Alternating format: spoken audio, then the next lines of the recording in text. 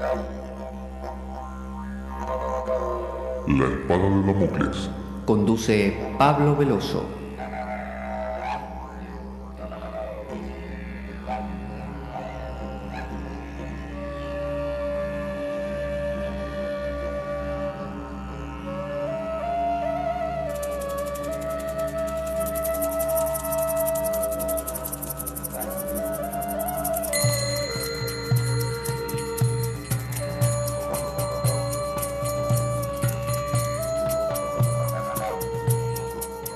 Tal como lo cortés no quita lo valiente, así lo hilarante no quita lo profundo. Y dado que la vida es un juego, aquí comienza La Espada de Damocles. La ficción más real que puedas concebir. La Espada de Damocles es un programa que por mera falta de objetividad cree ser diferente. Personajes mitológicos salidos de los más profundos avernos. Leyendas escabrosas y sin sentido. Curiosidades inquietantes e inútiles. Historias antiguas malversadas por nuestra incapacidad de entendimiento. Y cuentos carentes de profundo significado. También pretenderemos sin el menor éxito entender al ser humano en toda su dimensión. En suma, si quieres desperdiciar tu vida, aquí comienza La espada de Damocles, la ficción más real que puedas concebir.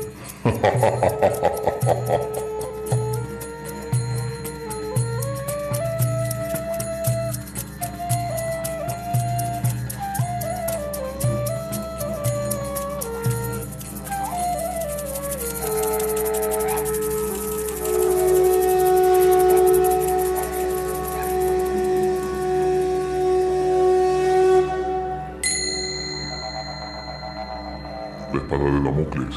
Conduce Pablo Veloso.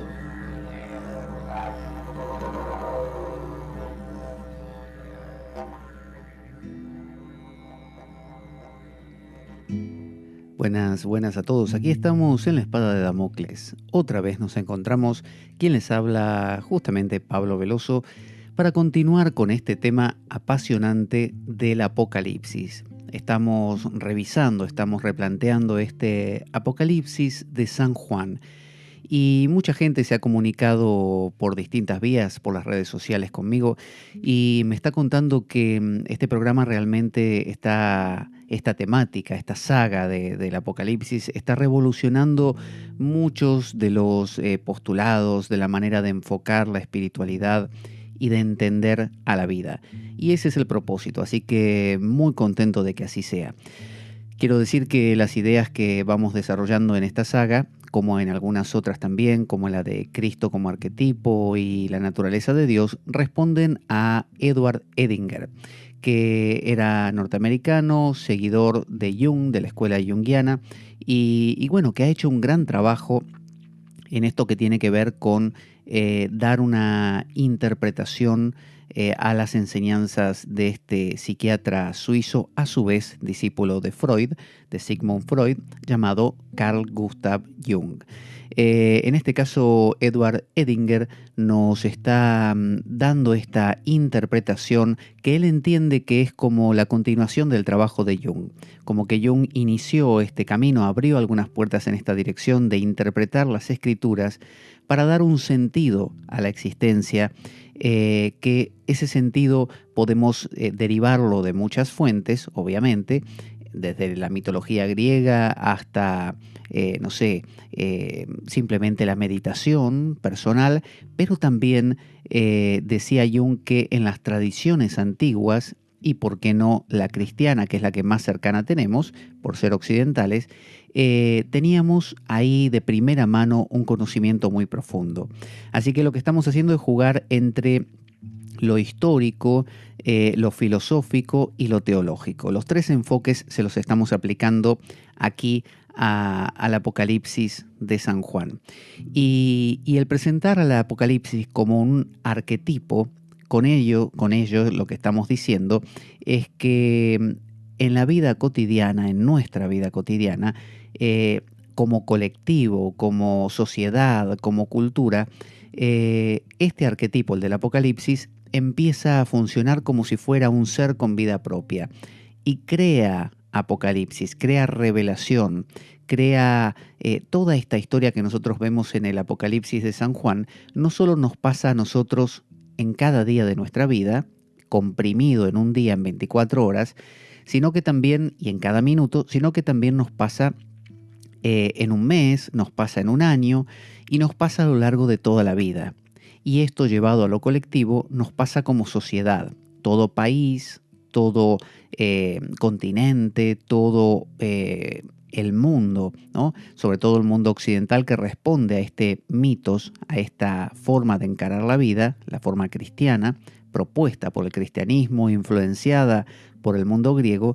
Bueno, todo esto nos va a hacer que este arquetipo del Apocalipsis como cultura entera nos ocurra. Y nos está ocurriendo.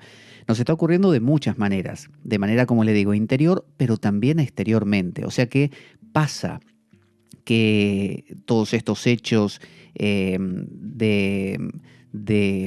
¿cómo se le dice? Escatológicos, ¿no? Que tienen que ver con cosas que van acabándose, ¿no? Que van llegando a un final. Bueno, todo esto realmente ocurre en nuestra cultura. Pero digo, literalmente, esta confrontación final, esta guerra de opuestos, ocurre exteriormente. Por eso Edinger propone que la idea de Tercera Guerra Mundial no es una utopía, o mejor dicho, una distopía, algo que no nos gusta y que va a pasar. No, es un hecho, es algo que va a ocurrir, porque forma parte de nuestra psique, forma parte de cómo enfocamos la vida nosotros. Y si lo hacemos en lo pequeño, lo hacemos en lo grande también. Así que tengan en cuenta que cuando estamos analizando este libro de la Biblia, que es el último de la Biblia, tengan en cuenta que no solo hablamos de un nivel personal, de lo que nos pasa psicológicamente, sino que estamos hablando de lo que nos pasa como cultura entera. Y estamos en el capítulo 3 todavía y en la séptima parte de esta saga, y vamos a hablar del rapto. ¿Qué es el rapto? Si usted ha incursionado un poquito en el ámbito, sobre todo evangélico, protestante, habrá visto que hay como un hincapié especial en que va a venir Jesús y va a elegir los elegidos, los especiales, y se los va a llevar. Pero no que se los va a llevar de a poquito, se los va a llevar en un instante. Como yo se lo voy a leer directamente de las Escrituras. Dice el Apocalipsis capítulo 3, verso 10, capítulo 3, verso 10, dice, ya que has guardado mi mandato de ser constante, yo por mi parte te guardaré de la hora de tentación que vendrá sobre el mundo entero para poner a prueba a los que viven en la tierra. Vengo pronto, aférrate a lo que tienes para que nadie te quite la corona, ¿no? Eso dice en Apocalipsis 3.10. También en Juan, el Evangelio de Juan, capítulo 14 y verso 2, dice: en el hogar de mi padre hay muchas viviendas, si no fuera así, ya se los habría dicho a ustedes, voy a prepararles un lugar. Y por último, en Tesalonicenses, primera carta de los Tesalonicenses, capítulo 4, verso del 16 al 17, dice: el Señor mismo descenderá del cielo con voz de mando, con voz de arcángel y con trompeta de Dios, y los muertos en Cristo resucitarán primero. Entonces habla, y hay otro verso que, bueno, aquí no está, pero que también está en el Nuevo Testamento, que dice que habrá dos labrando el campo, trabajando en el campo, y uno será llevado y otro dejado. Habrá dos durmiendo en sus camas, y uno será llevado y otro dejado.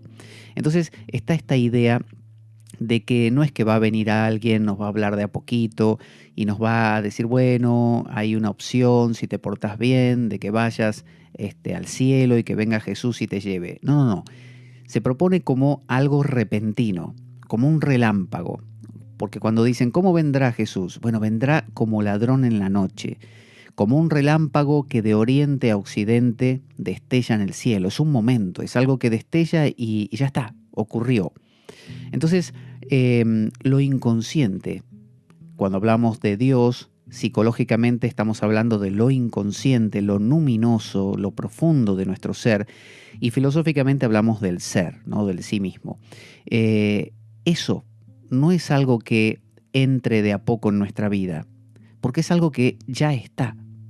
No puede entrar porque está fuera del tiempo. Dios, el sí mismo o lo inconsciente no tiene tiempo.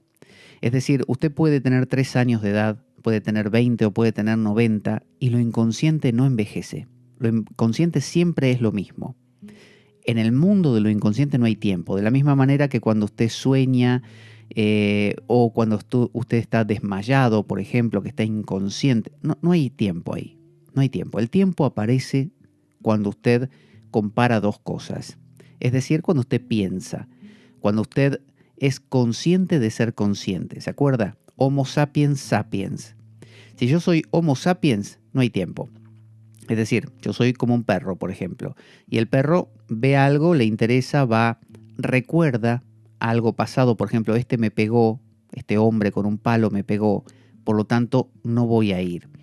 Pero no lo recuerda dándose cuenta que lo recuerda. No dice el perro para sus adentros, por ejemplo, ahora vamos a poner voz de perro, ¿no? Vamos a llamar a Filemón que tiene una voz como de perro para que lo diga. ¿Esta voz está bien? Sí, esa voz es perfecta, Filemón. Voz de perro. A ver, bien, bien grave. Voz grave así. Esa misma. Yo no pienso que pienso, solamente pienso. Yo lo que quiero lo hago y punto. Ese es el perro. El perro tiene ganas de comer y ¿qué hace? Come, Tiene ganas de dormir y ¿qué hace? duerme. ¿Y vos como perro, Filemón, te das cuenta que tenés sueño? No, yo solamente me pongo a dormir. Ah, y cuando tenés hambre, Me pongo a comer. pero te decís para vos mismo, por ejemplo, qué hambre que tengo, voy a ir ahí donde me dejaron la comida, los amos y voy a ponerme a comer. No, yo solo voy y como. Siento hambre y como. Ah, y por ejemplo, si querés atacar a alguien, ¿qué te pones a pensar? Por ejemplo, este no me cae bien, ahora cuando aparezca me lo voy a comer. No, yo simplemente estoy así y veo que alguien me provoca, voy y lo muerdo. Ah, bien, bien. Bueno, eso quería definir. Es decir, el perro, como cualquier ser que sea sapiens nada más, solo piensa, no piensa que piensa. Es decir, no se pone a reflexionar sobre lo que está vivenciando. Entonces, eso es solo sentir.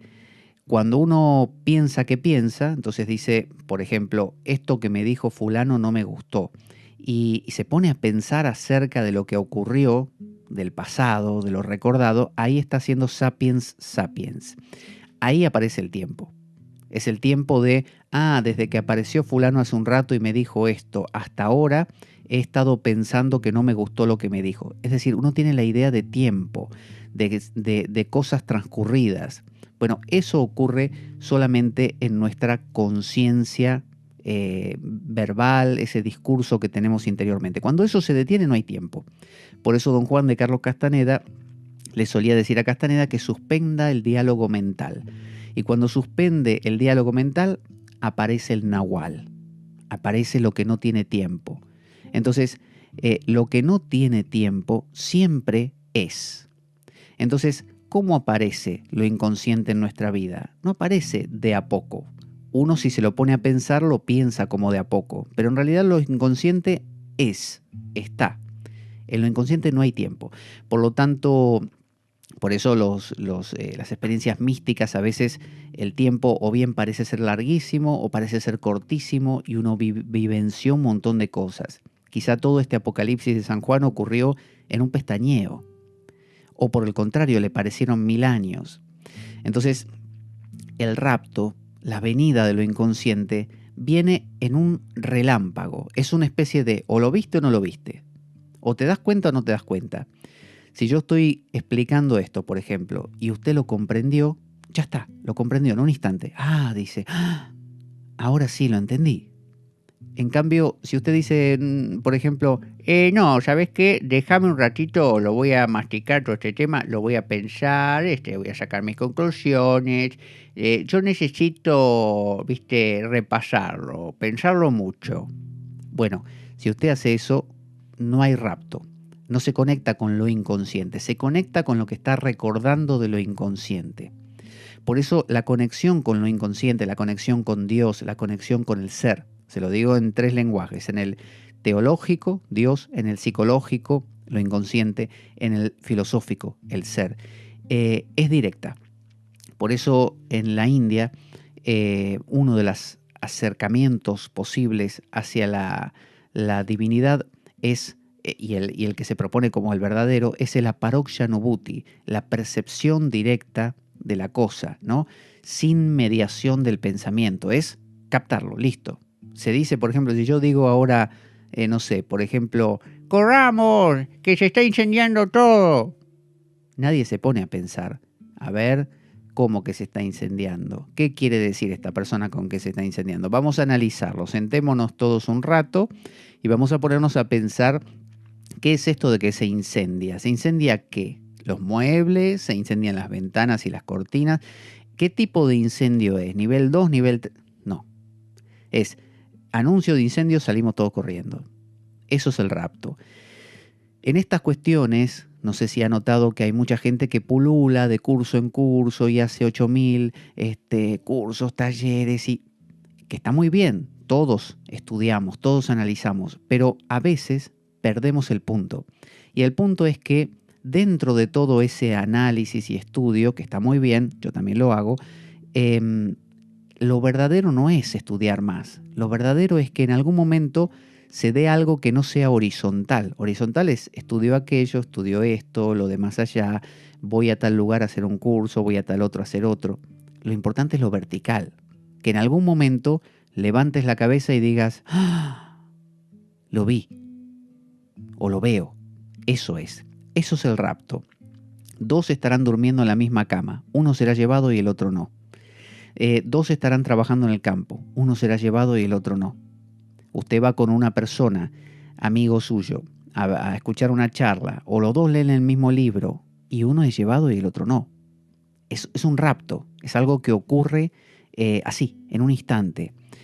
Entonces, el rapto es entendido, por ejemplo, por los fundamentalistas de la religión cristiana como literalmente, como que usted va a estar conduciendo su coche, no sé, hablando por teléfono o caminando por la calle o trabajando en su oficina y de repente es como si le echaran un rayo desintegrador y usted desaparece físicamente. Y sus compañeros dicen, por ejemplo, ¿dónde está González?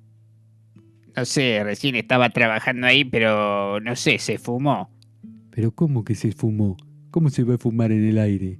Sí, te estoy diciendo, lo estaba mirando y no sé, desapareció como K-Pax, el de la película. Eso es lo que piensan muchos.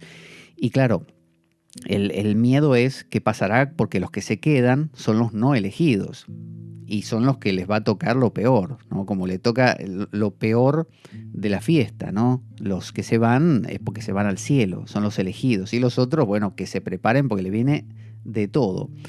Otros están los que ya se creen elegidos, como para ir al cielo, con lo que se espiritualizan en vida. Es decir, se apagan. Veo que mucha gente está convencida que son elegidos, ¿no?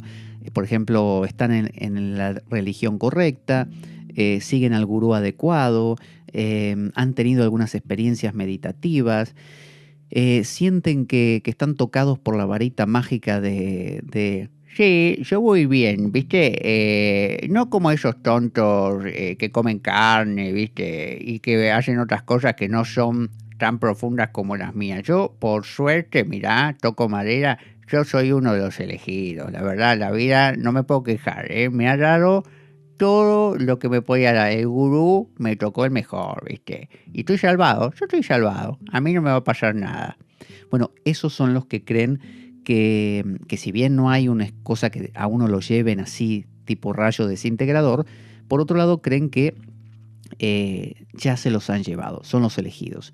Por lo tanto, tienden a espiritualizarse en vida y tienden a desechar todo lo demás y se van cerrando cada vez más, se van apagando al mundo, se van apagando al disfrutar, a comer algo rico, porque consideran además que tienen que potenciar eso. Entonces, ser más dedicados al gurú, más meditación, no vaya a ser que aflojen un poco y después no sean los elegidos, ¿no? Luego está la visión psicológica, que es la que proponemos, que lo que justamente propone es tener una noción de nuestro origen y punto de regreso luminoso. Todo este palabrerío lo que significa es que es acordarse que todo lo que usted haga horizontalmente es verdad, suma, está muy bien. Horizontal quiere decir que usted estudia, lee un libro, investiga, hace un curso, practica una meditación, todo eso está muy bien. Todo suma, todo aclara, todo prepara, es reordenar la isla del tonal, como decía don Juan. Pero no tiene que olvidarse que el tema está en lo vertical, el tema está arriba, ¿no? Como dicen los hindúes también, hasta malaka, con el amalaka, con el fruto valioso en su mano, en su hasta malaka. El fruto lo tenés en la mano, lo tenés siempre, nunca dejaste de tenerlo. ¿Hay alguna persona que no tenga o no sea inconsciente, ¿no? Hablando de lo inconsciente, ¿hay alguna persona que no existe? Todos somos lo inconsciente. Y no es que lo inconsciente crece más o menos, no. El nahual, según Castaneda, no es algo que crece o decrece. El nahual es, y siempre fue y va a seguir siendo siempre, y no merma ni aumenta. Por eso en la India dicen Brahman, lo infinito, es uno sin segundo. Y no decrece, no aumenta, no nada, no varía, es inmutable. Entonces,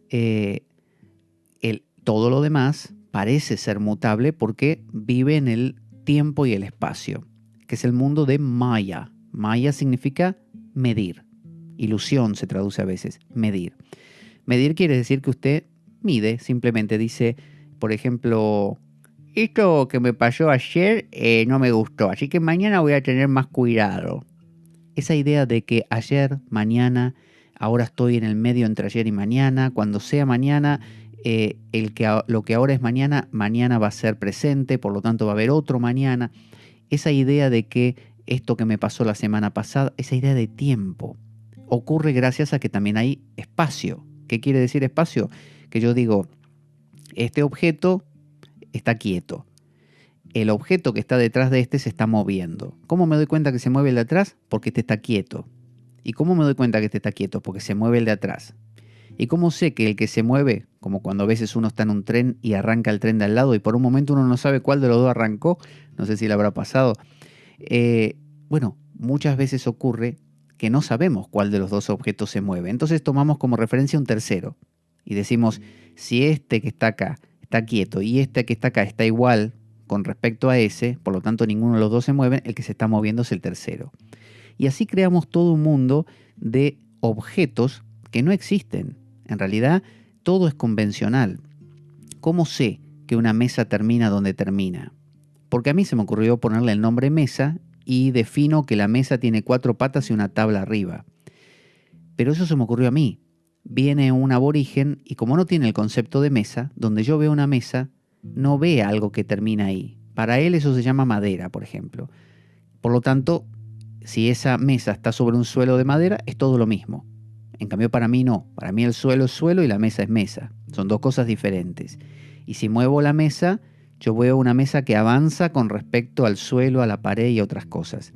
Por lo tanto, esta sensación de objetos, de espacio, va vinculada a la sensación de tiempo. Y eso para lo inconsciente no existe. Esta es la razón por la cual quien se conecta con lo inconsciente entra en un mundo donde no es que no hay tiempo, o que el tiempo se estire o cosas por el estilo, está más allá del tiempo. No es que hay o no hay, simplemente es como un meta tiempo. Por lo tanto, a veces uno puede ver cosas que más adelante van a ocurrir, más adelante para nosotros, o que ocurrieron más atrás, o que están ocurriendo ahora mismo. Por lo tanto, la conexión con lo arquetipal o lo luminoso, el observar nuestros sueños, todo eso, no en observarlo, fíjese qué curioso, no en observarlos a los sueños y empezar a querer manipularlos sacando conclusiones de qué significan, porque eso es traerlos otra vez al tiempo. Es simplemente un observarlos con algunos parámetros básicos, claro, para poder decodificar algo, pero estando muy abierto a que eso hable por sí mismo, no que me hable a mí. A ver qué está contando, qué está diciendo, qué está mostrando. Entonces, decimos que la visión psicológica propone tener noción de nuestro origen y punto de regreso, las dos cosas. Uno proviene de lo inconsciente, vuelve a lo inconsciente, luminoso. Con lo que sea que suceda, se vuelve soportable bajo esa luz. Esto es maravilloso.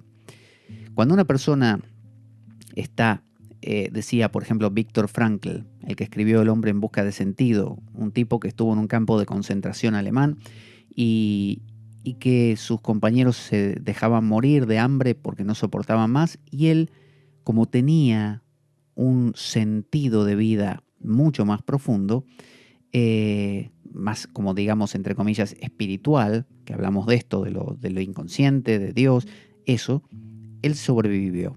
Esto quiere decir que cuando la persona que tiene una conexión con lo luminoso, que se abre a soy más de lo que creía ser, todo lo que le ocurre es soportable. Quien no tiene esto está solo y está aterrado. Hemos matado a Dios porque nos molestaba que nos mirase. Porque claro, lo habíamos humanizado demasiado y lo creíamos un ojo que nos mira. Y se acuerda que la sensación de la molestia de que me esté mirando a mí lo inconsciente nace de que no me gusta que exista un algo más grande que yo.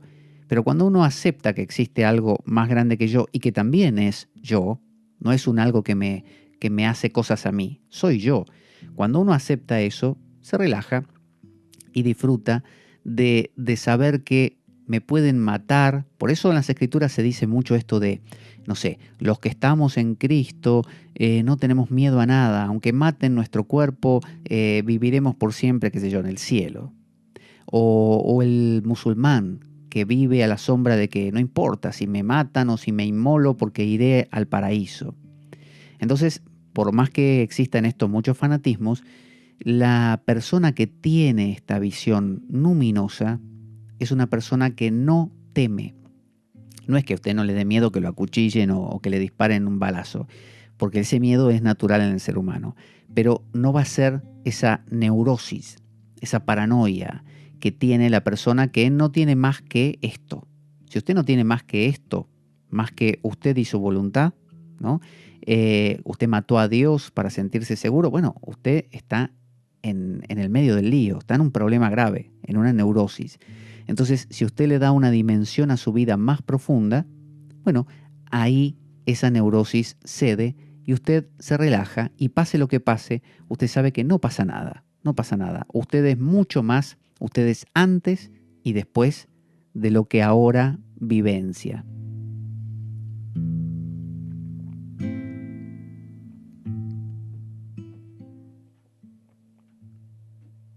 Nuestro programa carece de sustento económico externo. Si quieres colaborar y apoyarnos, puedes hacer de cuenta que me invitas a un café y dejar una donación equivalente a ello o lo que tú desees a través del enlace de PayPal que aparece en nuestro canal en iBooks. Si tienes alguna duda al respecto, puedes enviarme un correo a infoespadaweb@gmail.com para informarte y desde ya muchas gracias por ello. Así que vamos a entrar ahora en el capítulo 4 y 5 del Apocalipsis. Dice, se lo presenta a Dios como el anciano rey y sentado en el trono central, un trono central que está en el medio, en el Apocalipsis. No solo en un trono, sino en el medio. O sea que el personaje central del Apocalipsis es este anciano. Esto se ve a lo largo de todo el Antiguo Testamento. En el Antiguo Testamento suele haber un trono en medio, ¿no? Sentado. Lo vemos, por ejemplo, en uno de los salmos, en el Salmo 47. Ya le digo, Salmo 47.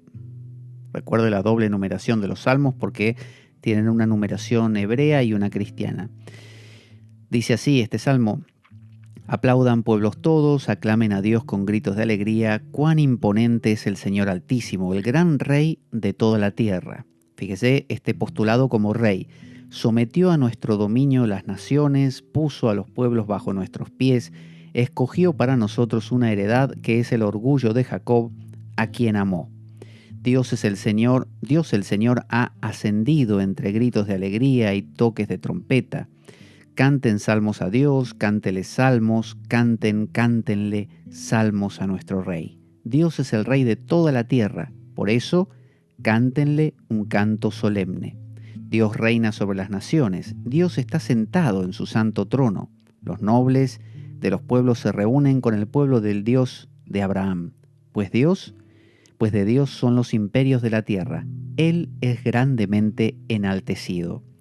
Entonces, lo inconsciente o el sí mismo es muy fácil que lo traduzcamos como un rey, como un padre, como un gran señor, porque así lo vivenciamos. Esa es la razón por la que matamos a Dios en algún momento y decidimos convertirnos en seres racionales, científicos, y yo y mi voluntad, y nada más, que no haya nada por encima mío. Por esa sensación justamente de inquietud, que ya veremos más adelante, que cuando se habla del temor de Dios, ¿no? Es natural. Toda persona que se acerca a lo inconsciente se pone inquieta. Es decir, cuando usted se acerca a un rey o una persona de mucha autoridad, se pone inquieta, porque siente que ese es muchísimo más que usted en el ámbito que esa persona domine. Por lo tanto, usted está a merced de cualquier cosa podría pasar. Bueno, de la misma manera ocurre aquí. Es decir, cuando uno se acerca a lo luminoso, uno está desarmado, uno es vulnerable. Por eso uno se presenta en las oraciones como soy tu siervo, apiádate de mí, ¿no? Como una especie de signo de debilidad. Pero esto sería de nuevo neurótico si ese otro fuera un otro distinto a mí. Pero el Yahvé de los ejércitos al cual Job le hablaba y le pedía, ¿no?, explicaciones, por ejemplo, y ayuda al mismo tiempo, en realidad es Job mismo. Cuando usted descubre eso, lo luminoso no es que deje de darle inquietud, siempre le va a dar inquietud, pero mucha menos, ¿no? Entonces usted puede tolerar a ese Dios. Recuerde que los judíos tenían esto de que el que veía a Dios moría, ¿no? Y no es un juego, no es el juego de juguemos al que ve a Dios muere primero, no. Por eso cuando la zarza ardiente le habló a Moisés, una zarza que empezó a quemarse y no se consumía, le habló a Moisés y le dijo: Moisés, acércate. Y Moisés, ¿qué le dijo? Yo no me acerco ni loco, porque el que ve a Dios muere. Moisés, vení, sacate las sandalias que esta es tierra sagrada. Yo soy Dios, quédate tranquilo que no te vas a morir. ¿En serio me lo decís? Te lo digo de verdad. ¿Y cómo te llamás? ¿Cómo te lo puedo decir? Me llamo Soy el que soy. Qué nombre raro que tenés, soy el que soy. ¿Viste? Soy el que soy. Y te voy a mandar a que le digas unas cosas al faraón. Yo tengo cosas que hacer. No me importa, soy Dios, ¿me entendés? Y lo que yo quiero se hace así. Fíjese, eso es un rapto. Acaba de aparecer Dios, Moisés estaba en la suya, le apareció de la nada, de la nada. ¿Cuánto hacía que Dios estaba manifestándose? No hacía nada, fue ahora. Dios siempre se manifiesta ya. De la misma manera, lo inconsciente, usted no pierde tiempo, no es que, uy, ¿cuánto tiempo perdí sin haber visto esto? No. Eso que usted perdió, no lo perdió porque usted pierde tiempo cuando algo en este mundo cotidiano ya ha pasado, por ejemplo, y usted se lo perdió. Pero en lo inconsciente todo es ahora. Es decir, en lo inconsciente Moisés, Jesús, Mahoma y yo existimos en el mismo momento. Por eso es que el que va al cielo, por así decirlo, se encuentra con todos. Se encuentra con Moisés, como pasó en el monte Tabor, que Jesús se encontró con Moisés y no me acuerdo si con Abraham, me parece, o otro profeta, ¿no? Eran tres, dos y él. Y los discípulos decían, ¿cómo puede ser si estos se murieron hace un montón de tiempo? Bueno, en lo inconsciente, en lo luminoso no hay tiempo. Todo es ahora. Por eso esa noción de que, recién a esta edad empecé a No. ¿Qué problema hay? Si todo es ahora. Usted puede tener 99 años y contactar lo luminoso, abrirse, por decirlo así, a Dios, y es equivalente al que se dio cuenta a los 5 años de edad. Es lo mismo, no importa. Usted no se perdió nada. No es que por nacer en el siglo XXI, usted podría haber nacido mucho antes y ya estar en el cielo o en el equilibrio o en el ser desde hace mucho. No hay hace mucho, todo es ahora. Por eso es que los patrones que usamos para medir en este mundo no sirven para ese otro. Por eso ese utilitarismo que tenemos de sacar ventaja y de querer manipular lo otro, no funciona así. Entonces, el anciano rey es un equivalente del Mesías, del Mesías. El Mesías en el antiguo Israel es el nombre que se le daba al nuevo rey. Significa el ungido. El Mesías no es sinónimo de Jesús, significa el ungido. Usted tenía un rey nuevo y ¿qué hacían? Le ungían un aceite especial que tenía aceite de oliva y otras cosas, bálsamos aromáticos, que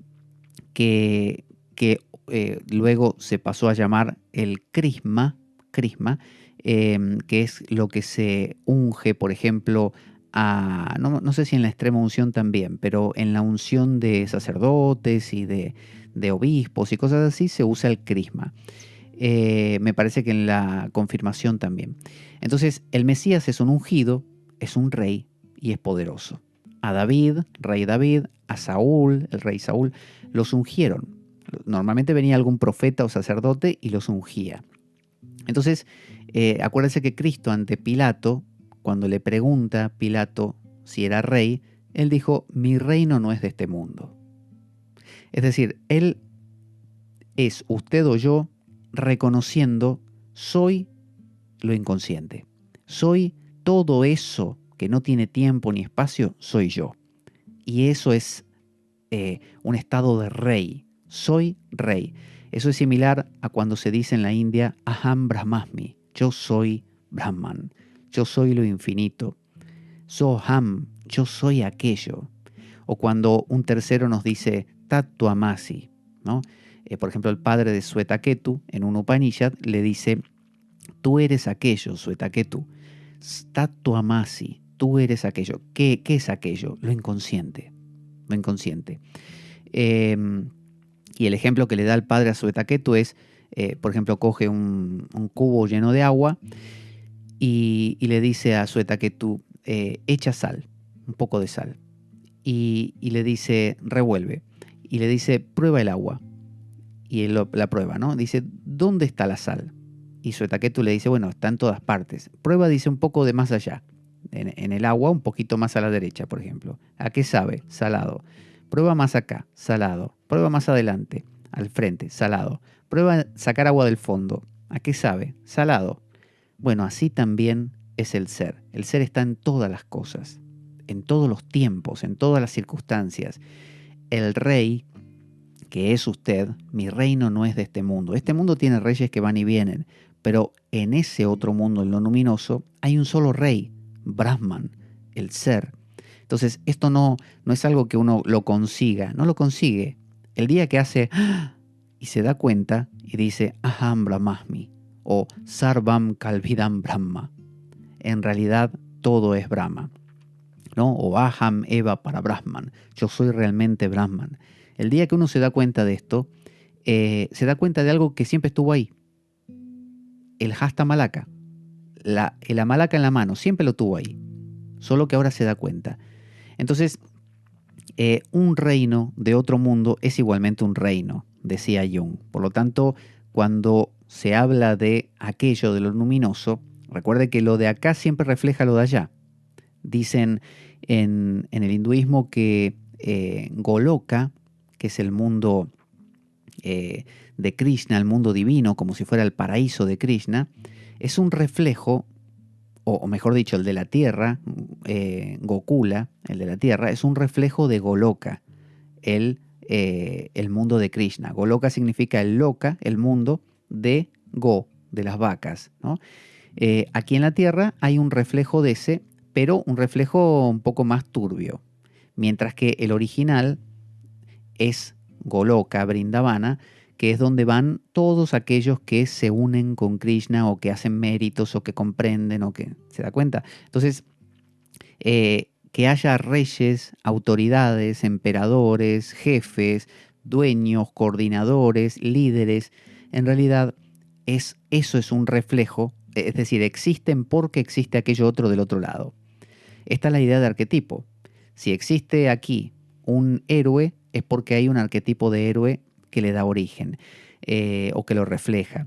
Si existe aquí una madre, es porque hay un arquetipo de madre y así.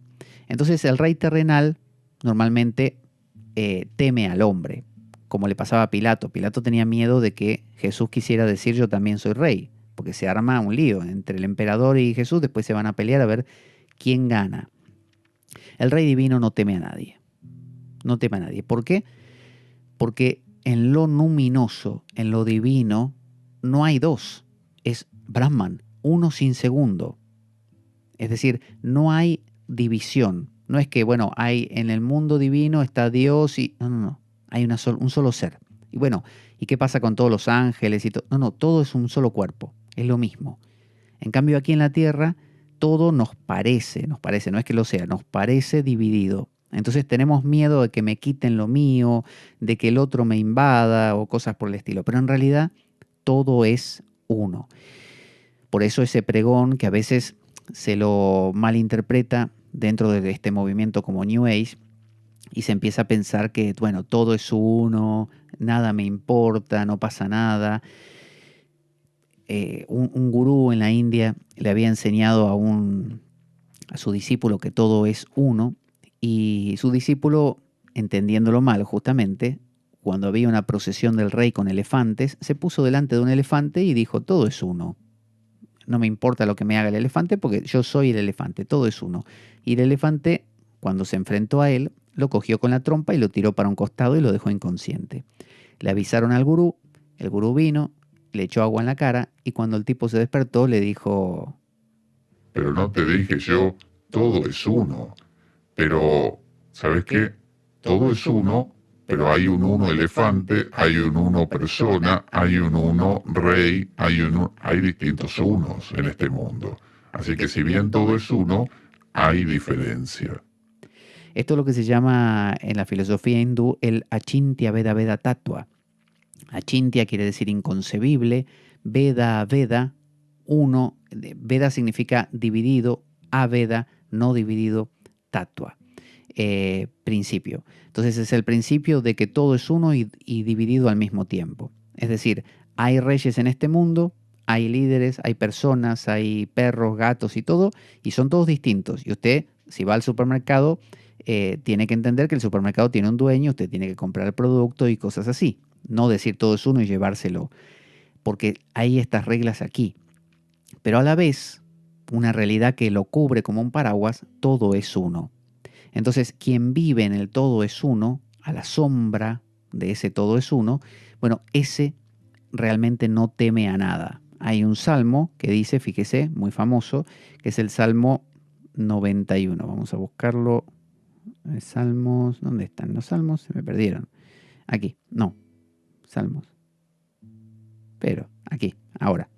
91 dice: el que habita al abrigo del Altísimo se acoge a la sombra del Todopoderoso. Es decir, si usted vive a la sombra de lo luminoso, entiende la vida como que todo es ese uno, entonces usted vive a la sombra del Todopoderoso. Usted es uno con el Todopoderoso.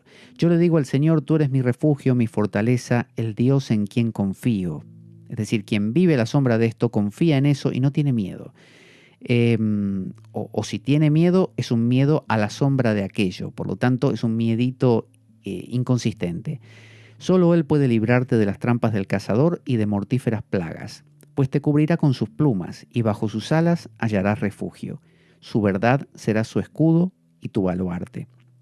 No temerás el terror de la noche, ni la flecha que vuela de día, ni la peste que acecha en las sombras, ni la plaga que destruye a mediodía. Podrán caer 1000 a tu izquierda y 10.000 a tu derecha, pero a ti no te afectará. Fíjese, pueden caer, o sea, van a pasar cosas, pero a ti no te afectará. Es decir, estarás viviendo a la sombra de. No tendrás más que abrir bien los ojos para ver a los impíos recibir su merecido, ya que has puesto al Señor por tu refugio, al Altísimo por tu protección. Ningún mal habrá de sobrevenirte, ninguna calamidad llegará a tu hogar, porque Él ordenará que sus ángeles te cuiden en todos tus caminos. con sus propias manos te levantarán para que no tropieces con piedra alguna, ¿no? Los ángeles, lo arquetipal, los arquetipos, estarán ahí disponibles para que puedas entender, no desde lo intelectual, sino como en esa aparoxia, ¿no? Esa percepción directa. Podrás comprender las cosas. Aplastarás al león y a la víbora, hollarás fieras y serpientes. Yo lo libraré, dice lo luminoso, porque él se acoge a mí, lo protegeré porque reconoce mi nombre. Él me invocará y yo le responderé. Fíjese, la imaginación activa. No es que solo me quedo imaginación pasiva esperando a ver si eso se manifiesta. No, no, no. Yo le hablo. Esa es la oración. Señor, apiádate de mí. Señor, estoy triste, estoy contento. O si usted quiere, le reza, no sé, a Kali. Dice, Madre, por favor, no me abandones. Estoy en este mundo, tuve un día difícil. Por favor, dale salud a fulano, dale trabajo a mengano. Es decir, o preguntas más profundas, como dime cuál es mi vocación, qué debo hacer, ¿no? Entonces, eso es un diálogo con lo luminoso. Es un quiero conversar contigo, ¿no? Entonces, el rey divino es la representación del sí mismo, lo luminoso. El rey terreno es la representación terrestre, es el reflejo de aquello. Siempre se va a distorsionar el terrestre. Entonces, si lo divino es mi rey, yo, el ego, por lo tanto soy, ergo, su sirviente, ¿no? Esta es la idea de que aparezca uno como el humilde sirviente, ¿no? Como cuando la Virgen María en el Magnificat dice, como decía, mi alma se alegra en Dios mi Salvador porque ha mirado la humillación de su sierva. Ha mirado mi pequeñez, ¿no? Eso dice el Magnificat. Es decir, se pone contenta María de que Dios, el Rey, lo divino, lo luminoso, lo inconsciente, haya mirado a esta pequeña cosita.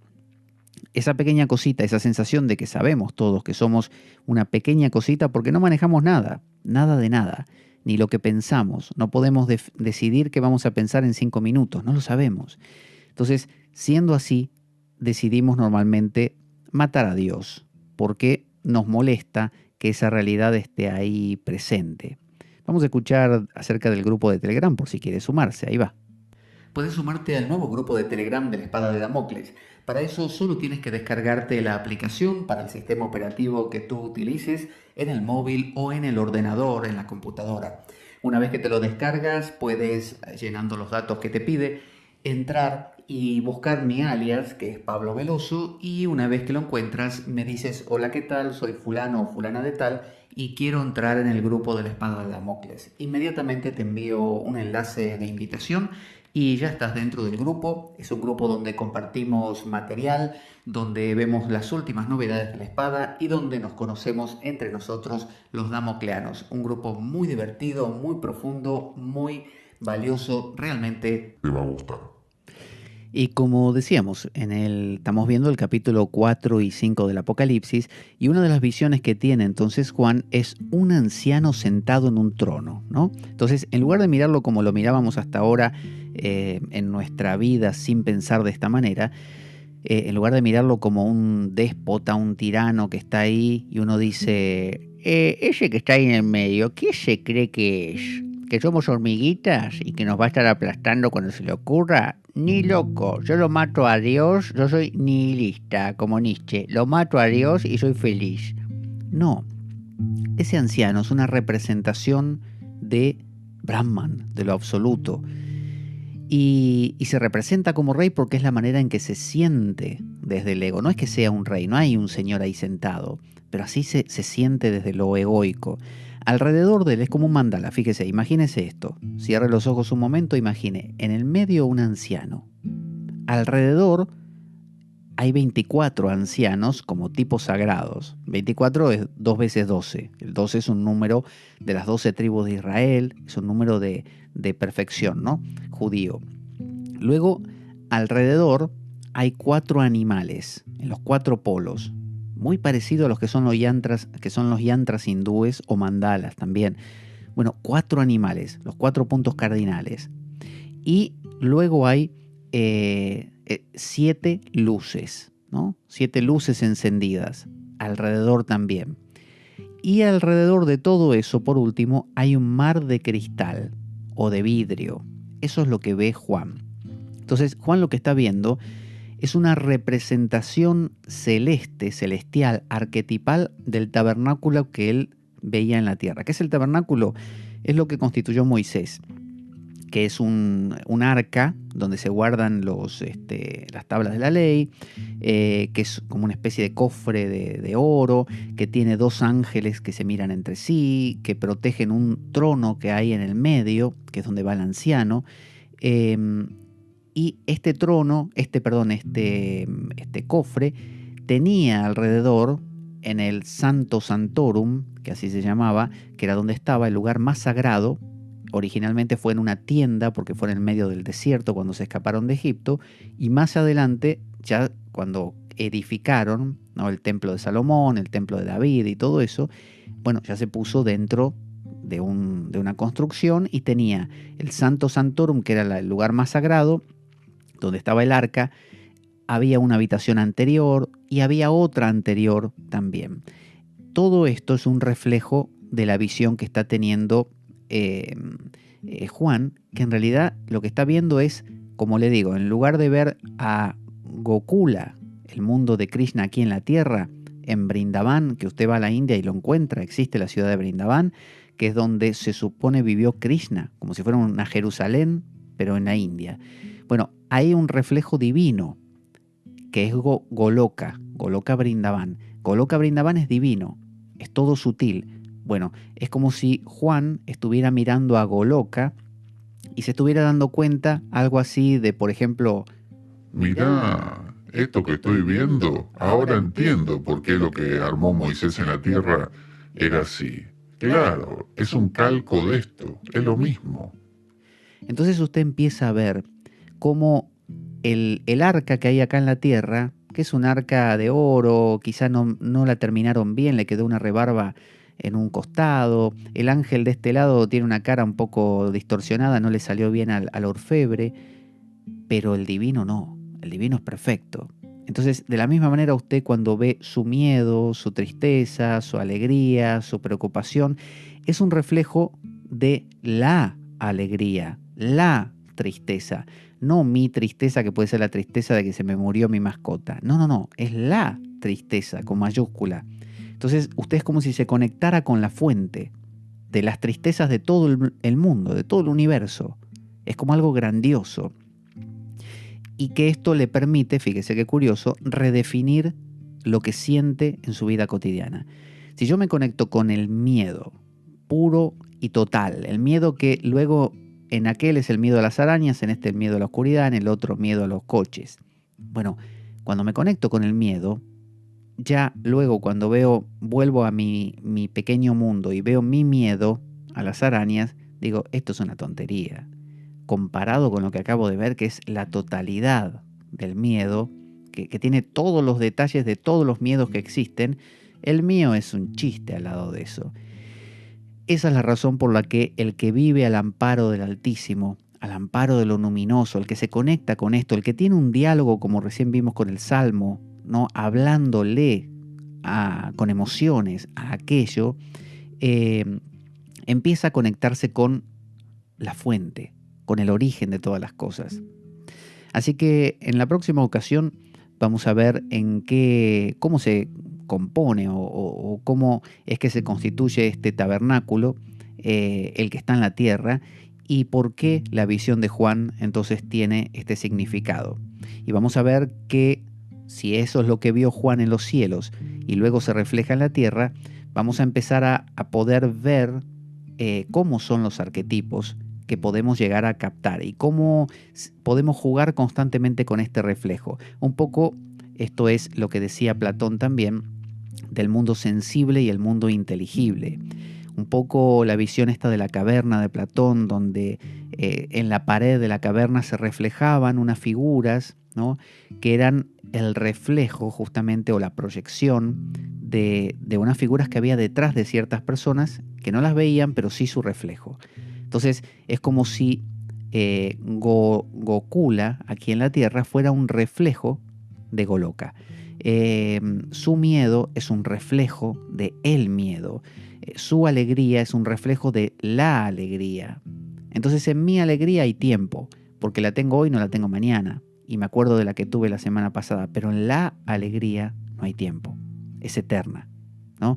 Por eso toda esta idea de es eterna la misericordia de Dios, es eterno su amor, es eterna la paz. Es eterno, claro. Eterno no quiere decir largo. Eterno es que está más allá del tiempo, más allá de nociones de ahora, mañana o pasado mañana. Así que bueno, lo invito o la invito a al siguiente programa, donde vamos a seguir viendo este Apocalipsis de San Juan tan interesante. Vamos a escuchar nuestra cortina de despedida y bueno, Pablo Veloso para la Espada de Damocles se despide.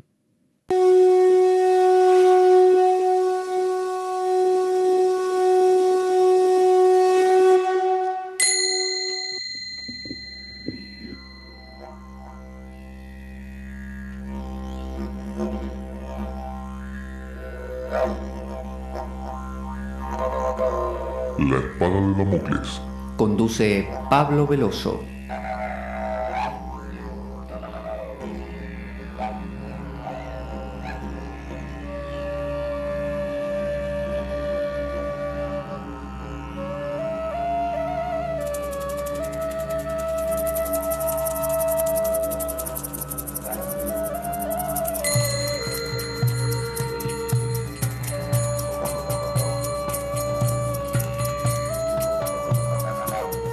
Y dado que la vida es un macabro juego, concebido por una mente perversa, únete a nosotros en nuestro próximo programa, cuando escuches las siguientes palabras.